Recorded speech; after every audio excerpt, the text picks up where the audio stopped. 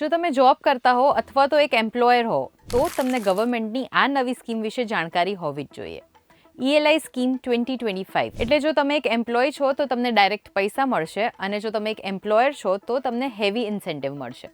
હાય, હું છું હેલી। તો એક્ઝેક્ટલી શું છે આ સ્કીમ, એના બેનિફિટ શું છે અને એલિજિબલ કોણ હશે એ બધું જ આજના વિડીયોમાં જોઈ લઈએ। Employment linked incentive ELI scheme, આ સ્કીમ જે છે એ જોબ ક્રિએશનને વધારવા માટે લોન્ચ કરવામાં આવી છે।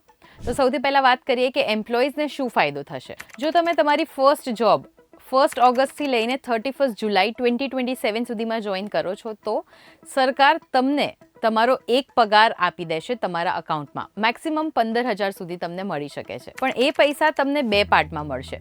પહેલા 50%ની અમાઉન્ટ જે છે એ તમને જોબ શરૂ કર્યાના 6 મહિના પછી મળશે અને બીજા 50%ની જે અમાઉન્ટ છે એ જોબ જોઈન કર્યાના 1 વર્ષ પછી મળશે। પણ એના માટે તમારે ફાઇનાન્શિયલ લિટરસીની એક્ટિવિટી કમ્પ્લીટ કરવી પડશે અને એક્ટિવિટી બહુ જ સિમ્પલ હોય છે। તો હવે એમ્પ્લોયર્સને શું ફાયદો થશે?